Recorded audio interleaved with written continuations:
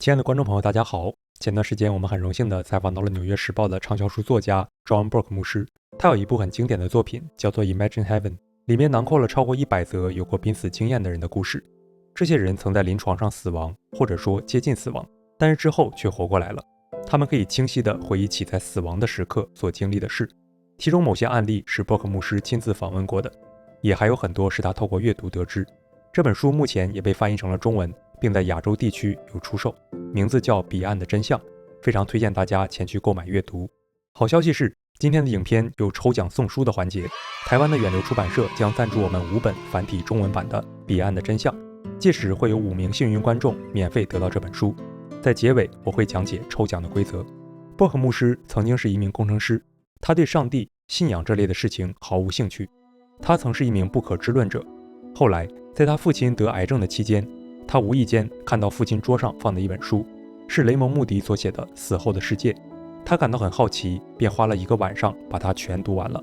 這本書的作者穆迪可以說是瀕死體驗研究之父，他採訪了許多臨床上被鑑定死亡後又活過來的人，之後便寫了這本書，並在書中首次提出瀕死經驗這個名詞與概念。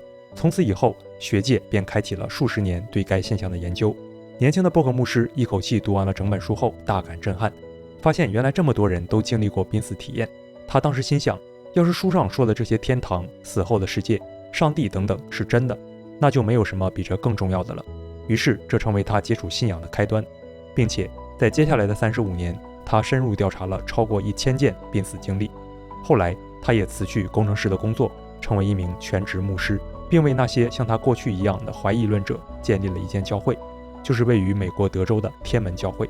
在調查中，他發現這些瀕死體驗不單單是發生於某個種族或某個宗教群體特有的，而是全球性的，其中不乏有無神論者、不可知論者、印度教徒等等。幾十年來，有數百萬瀕死經歷的案例相繼發生，當然這些經歷也是五花八門、真假參半。不可否認，有些人是為了吸引流量或是為了發財而故意編造一些說法，但這當中也有許多人是真實的講述他們在死後的所見所聞。在Burke牧師調查的案例中，包括醫生、大學教授、航空公司飛行員、銀行行長等等。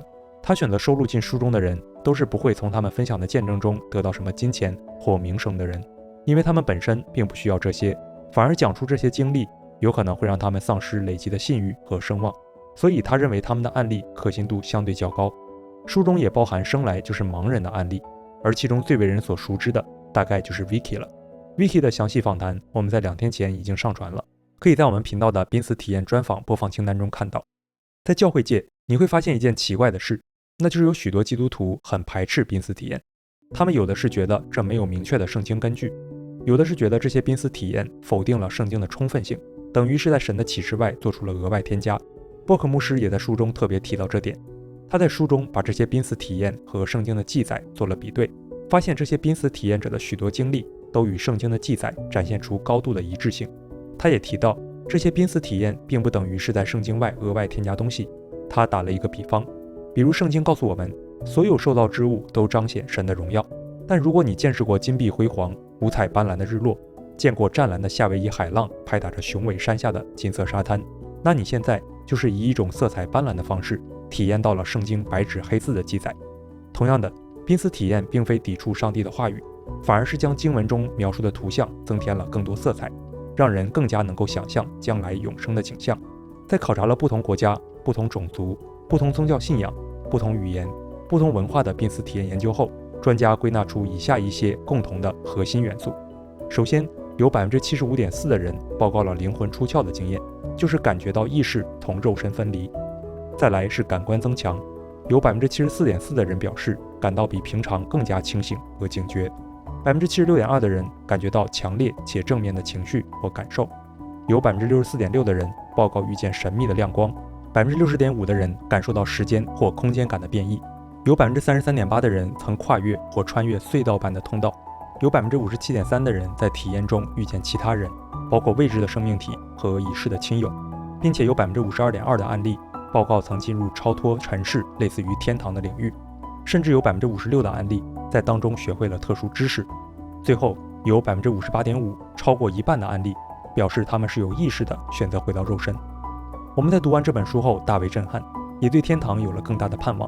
書中有句話令我們印象深刻，他說：“正因為人們無法想象天堂，所以無法為天堂而活。”因此，我們希望可以透過這幾期節目，幫助大家去想象天堂。相信帶着這樣的盼望，可以幫助我們更好地在地上生活。很可惜，我們這次採訪只有約40分鐘的時間，所以能問的問題也非常有限。如果大家看完後還有什麼問題，歡迎在下方留言，我們會根據聖經和書裡的內容，盡力為各位解答。接下來，我們將播放對 Burke 牧師的獨家採訪，深入探討他對天堂的見解，研究瀕死經歷的動機，以及這些經歷如何與他的神學觀相互契合。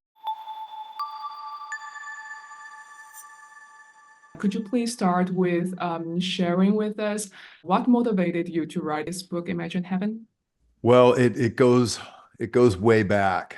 It was about a 35-year project. I actually was a mechanical engineer as well, and I've always been very analytical and skeptical. And I was an agnostic. I didn't believe in God or Jesus or any of it. And my dad was dying of cancer. And someone gave him the very first research that coined the term near-death experience. It's when people clinically die, they have no heartbeat, no brain waves, and yet they come back. Modern medicine or miracle resuscitates them.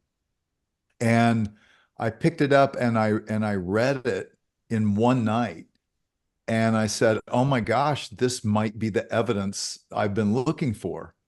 That this God, Jesus afterlife stuff might be real, because of how many of them talked about how they left their body, but they were more alive than they've ever felt in this life, in a place more real than this, and many times in the presence of this God of light and love who was personal and knew them intimately, and in whose presence they never wanted to leave.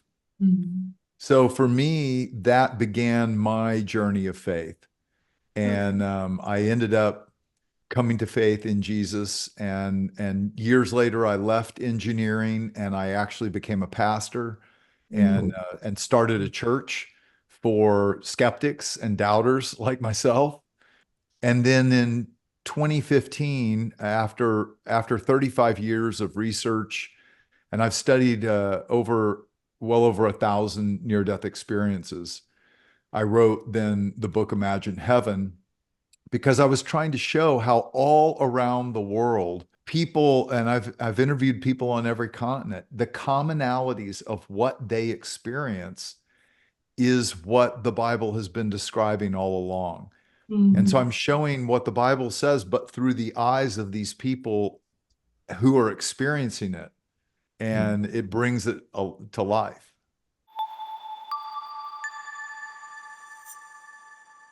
There were a lot of cases, but would you describe one or two experiences you shared with us in the book that impressed you the most? Yeah, there were a couple that made me realize that this is worth looking at.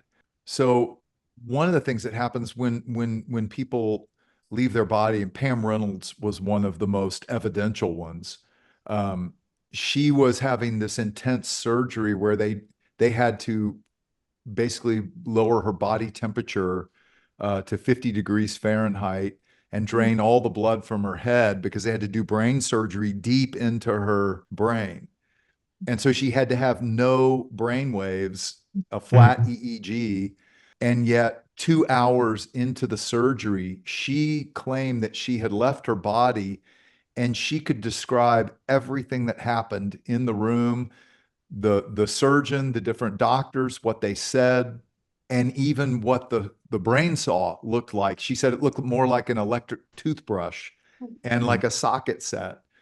And that one, many medical doctors who have studied this like I have, one of the things that convinced them is that when people have these near-death experiences, they can report what happened in the operating room or during their resuscitation. And a study done of 100 of these patients, 92% of their observations were completely accurate. So it grounds this in reality. But probably my favorite story from Imagine Heaven is a woman who was blind from birth. And when people who are blind have a near-death experience, when they clinically die, they can see. Mhm. And they report seeing the same things on the other side that other people see. And so Vicky, when she was 22, she was in a car accident, and she had been blind from birth. She finds herself up above the car accident, and she's trying to adjust to this new sense because she's never had vision. Yeah. And she realizes that she must be dead. She was a believer in Jesus, and she said, I knew where I was going, so I said, I'm out of here. And she takes off. And this is another commonality, is many times then they travel, sometimes through a tunnel, but sometimes it's just through our atmosphere and out beyond. And you have to remember, what's happening is when we die, we move into another dimensionality of existence. It's kind of like if we were living this three-dimensional experience on a flat black and white painting on the wall, and they only know up and down and side to side, but they don't even know what in or out is. They don't have a third dimension, right? So death, then your two-dimensional self is peeled off that and brought out into a three-dimensional room of color. And so you have an experience more real than that flat experience. And then you're put back into it, and you have to describe 3 dimensions of color, but in 2-dimensional black and white terms. And that's what near-death experiencers have told me it's like, that this is an experience beyond our 4 dimensions of, 3 dimensions of space and 1 of time. So this blind woman, Vicky, is traveling, and she comes out onto this garden that's just beautiful grass and trees and flowers and birds and a group of people coming toward her. And she said, and she recognized the people. 2 of them were Debbie and Diane, who she grew up with, but they died when they were 9 and 7 years old. But there in heaven, they look like they were in their prime. And everybody does look about 30, seems to be. But what she said was, there was light coming out of everything. And she said, but it wasn't like the light you feel from the sun. It was light that was love and life, and it was palpable. And it was coming out of the birds and the trees and the flowers, and even out of the people.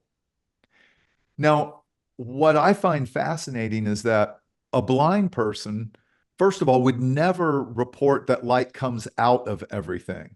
Right? Because they would never have heard that. Light shines on things. And yet consistently, that's what they report.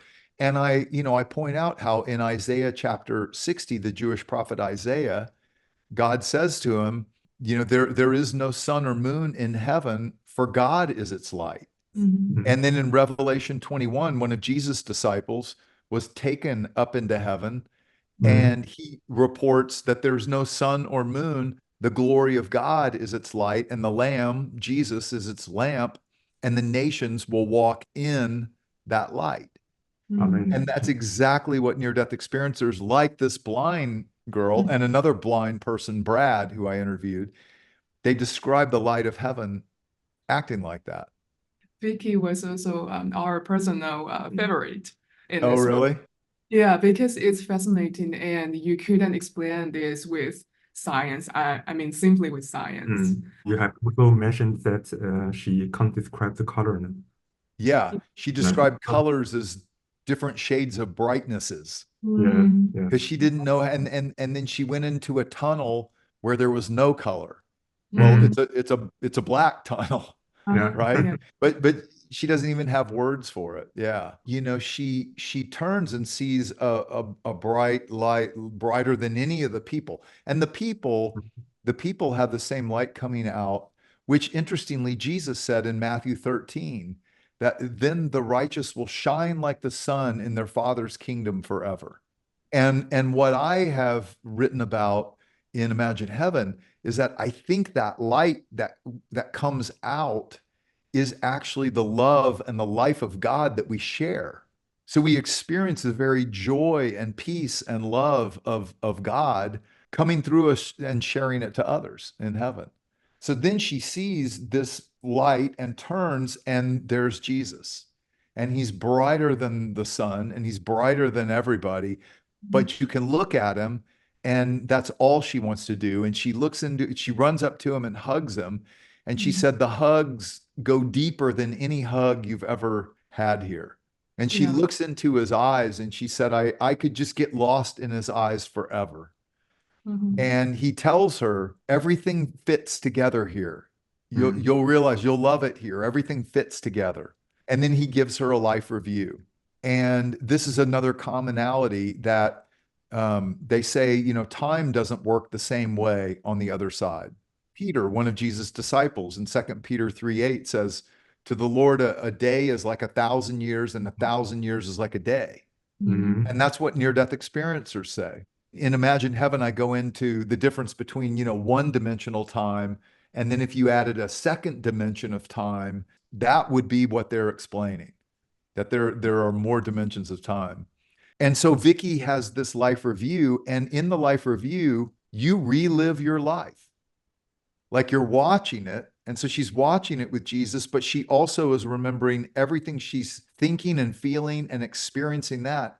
But interestingly, not just what she's thinking and feeling, but how the people she interacted with, how they felt and what they were thinking, so that when she did something kind, she experienced how it affected them. When she did something mean, she experienced how it affected them.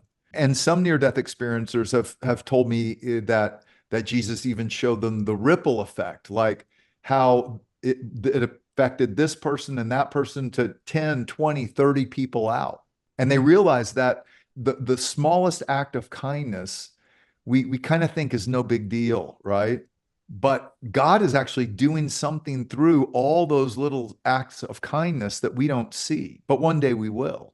Yeah, it's like a serial reactions. Just Yeah. one, but it can have many consequences. Yeah.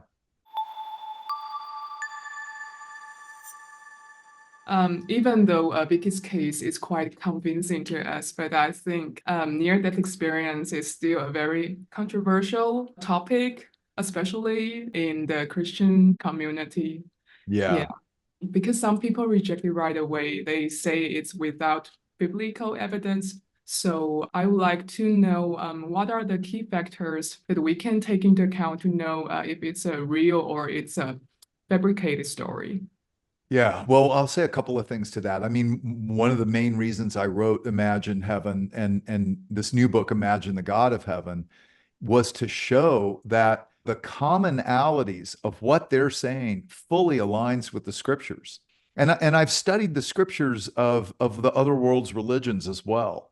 You know, there are about 40 experiential factors that people talk about commonly that I write about in Imagine Heaven. 38 out of the 40 of them are clearly found in Scripture. The other two, I could make a case that they're found in Scripture. Like telepathic communication, you know, just thought to thought. That's not like clearly in Scripture. And yet at the same time, how does the Holy Spirit speak to us? Thought to thought. We have the mind of Christ, it says in 1 Corinthians. So I do not encourage people to just listen to a few near-death experiences and believe everything they say. Yeah. I don't. What I've done is systematically look at what they are commonly reporting and how that overlaps, and then looking at how does that align with what God has revealed throughout history. And in the new book, in Imagine the God of Heaven, I go into how do we know that this God that near-death experiencers are experiencing is the God who revealed himself throughout history and in the person of Jesus? And I'm showing the evidence of that. But I think I don't encourage people to get their belief system or their theology from near-death experiences. And here's why. Every near-death experiencer is reporting something that's happening, but they also can interpret what they report, and they do. So I'll give you an example. In the new book, you know, 48% of people who have a near-death experience, they see this God of light and love, who is personal, who knows them intimately, and has human-like qualities, you know, of humor and understanding and wisdom and compassion, mercy, kindness, you know, all these qualities, which are in the scriptures. they are reporting the same God, even though they're from all different countries, all different religious backgrounds. I have Chinese people in China who are atheists reporting the same God of light, a psychologist in Hong Kong, Hindus in India. So they're reporting the same God. I also talk about how this one woman who was in Africa, but she was Hindu, grew up in India. She gets attacked by a lion and has a near-death experience.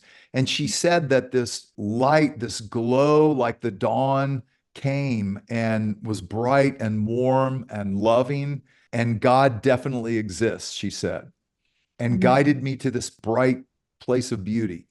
And she comes back and she says that was the goddess Kalika or Kali. Well, the goddess Kali is typically described as a woman who is dark blue or black skin with a long tongue hanging out and 10 to 12 arms with weapons. Okay. That's not who she described.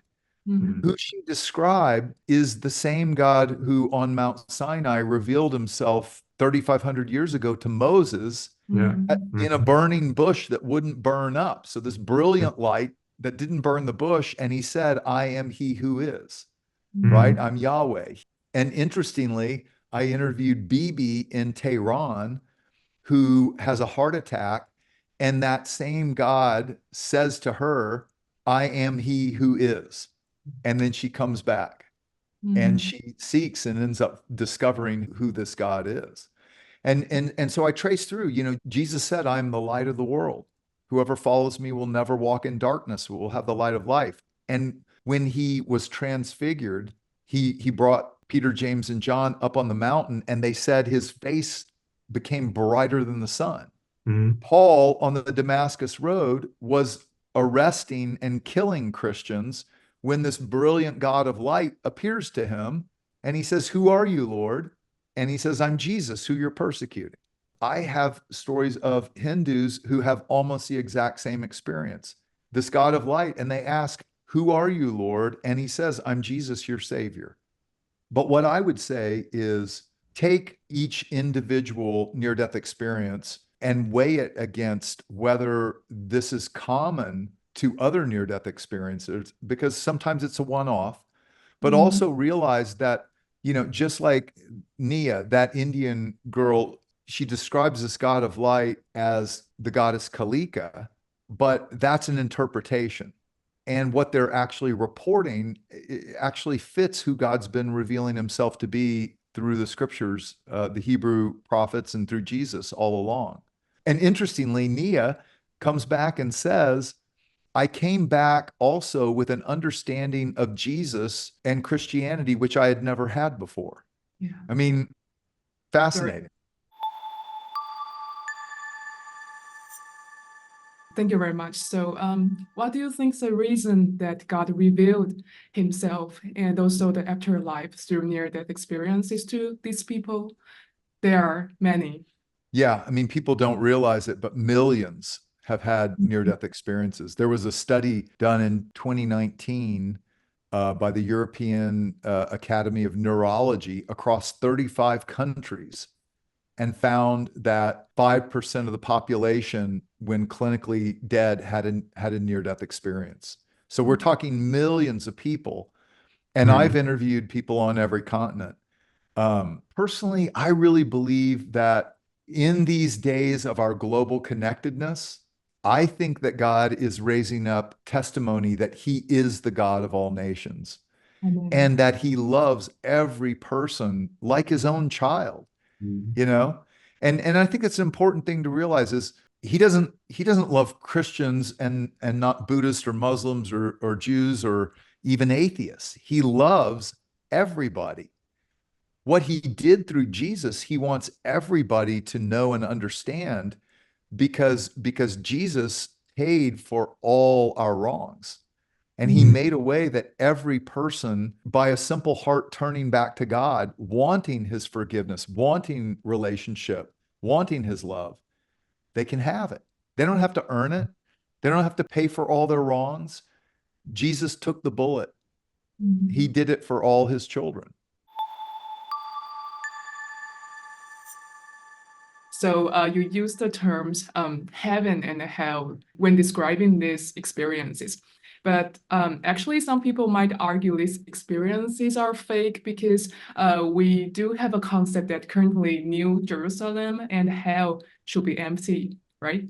So can we comprehend heaven as paradise and hell as Sheol, where people will go after death and before resurrection?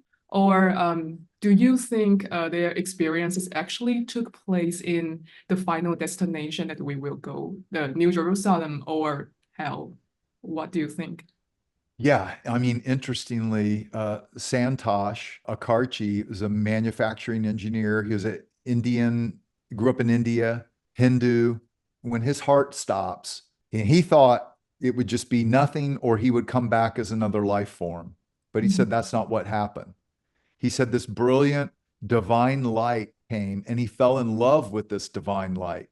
And it took him to this place. And he described the New Jerusalem. He described exactly what John describes in Revelation 21. He said, I'm standing before this giant compound. He called it a compound because they're compounds in India, these walled, gated areas. And he said, inside were these beautiful grounds. And your eyesight there, he said, is telescopic. And that's common.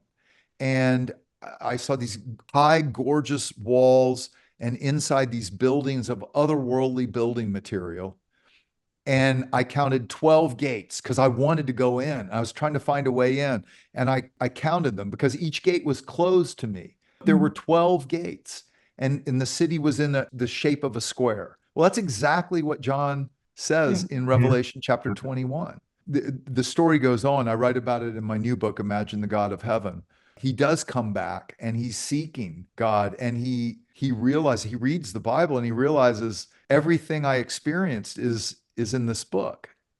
So I do think the New Jerusalem is real and a real place because I've had many near-death experiencers testify to that. They've been there, they've experienced it. 2 commercial airline pilots, God actually gave them a fly-in, and they described the same city that Santosh described. The thing is, this is the intermediate heaven, because ultimately it says that God is going to unite heaven and earth. It's separated right now, but he's going to unite the new earth and the new heaven together. But they do experience the holy city of God. And on the other side, 23% of near-death experiencers report hellish near-death experiences. Even Santosh, he saw what he called an abyss of darkness with a lake of fire at the bottom. I mean, he's never read the Bible. He described it that way. And others who have had hellish kinds of experiences. So I think both are real. And I think God is giving testimony in our global day when people all over the world can hear this. He's saying, look, all these people are testifying to my reality, the reality of hell and the reality of heaven. And I think he's doing it because he wants everybody to be with him. And all it takes is a heart that wants him, that wants his forgiveness and wants his love. Yeah, so you mentioned almost 1/4 of the cases they experienced hell. So what do you think is the reason? I mean, some people experience hell and some people experienced heaven. Well, so I think that's important, that they are not crossing over into eternal life or eternal death. And I say that because about 33% of them say they came to a border or a boundary that they knew they couldn't cross and still come back. That border is represented in different ways, but they say that, a lot of them. Whatever that crossing over is, I think is when then our choices, our decisions, which are temporal, they're earthbound, they're eternalized. And so I think that explains why people in a near-death experience can be having a hellish experience and cry out to God for forgiveness, and he rescues them. And so they see hell and they see heaven both. And Santosh did. This Rwandan man that I interviewed did. And many times God tells them, go back and tell everything you've seen and heard. Yeah, you mentioned the choices. You also mentioned free will many times in your book.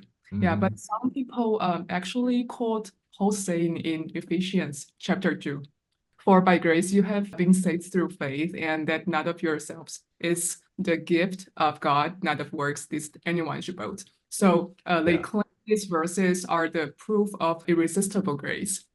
So because they say, if we say our belief results from our choice, then we are simply boasting. But yeah, you mentioned free will, you mentioned choices, and we can also see free will choices through the Bible. And from the near-death experiences, we know that's not the end, because they still have to make their own choices after returning. Right. What is your explanation of these verses from Ephesians? You know, I think it's just a reminder that what God did through Jesus was grace. We don't earn it. We don't deserve it. But the reason free will does matter is that love is what God wants. That's why he created us. I can fall in love with someone and I can buy them gifts and hope they'll love me, but how do I know they don't love the gifts more than me? So you can't buy love. And I could hold a gun to their head and say, tell me you love me, and you know, act like you love me. But we all know that you can't force love. It has to be free. Yeah. So God created us, and in doing so, he limited himself for that reason, I believe. And so that's why I do think our decisions do matter. And the most important one, of course, is, will we let God into our lives? Will we let God be God of our lives? Or am I going to play God of my life? Like, I got this, God. Don't mess up my life. You know, like C.S. Lewis said, he sadly says, okay, your will be done. Because he doesn't make anybody love him or follow him. And hell is the only place where God stays out. His love, his life, his light does not go. 好，以上就是访谈全部的问答環節。或許有的人還沒有聽夠，也還有更多問題，歡迎大家在評論區留言和我們交流討論。我們會根據書中的內容來回答。堅持看到結尾的觀眾有福氣了，就像我前面承諾過的，我們這次有抽獎送書的活動。規則如下：第一，點讚這則影片並訂閱我們的頻道；第二，在評論區回復抽書+1以及你對本期節目印象最深刻的地方。系統會從滿足以上條件的留言中隨機抽取5位幸運觀眾。抽獎活動將於6月27號結束。遠流出版社會將實體書本郵寄到獲獎的人的家，或是將電子書序號寄給得獎人。由於郵寄地區的限制，只有居住在台灣的觀眾可以選擇實體書或是電子書，而其他地區的朋友只有電子書的選項。目前只提供 Google、Kobo 和 Readmo 3個電子書平台，還請見諒。歡迎大家把這個好消息分享給身邊的親朋好友，一起來抽書。我們接下來也會繼續製作關於天堂的系列節目，也會同步上傳一些代表性的瀕死體驗訪談，希望可以讓大家對死後的生命更有盼望，並帶着這樣的盼望去過一個得勝的生活。謝謝大家的收看，不要忘記訂閱、按讚、分享，也歡迎奉獻支持我們的事工。我們下期再見。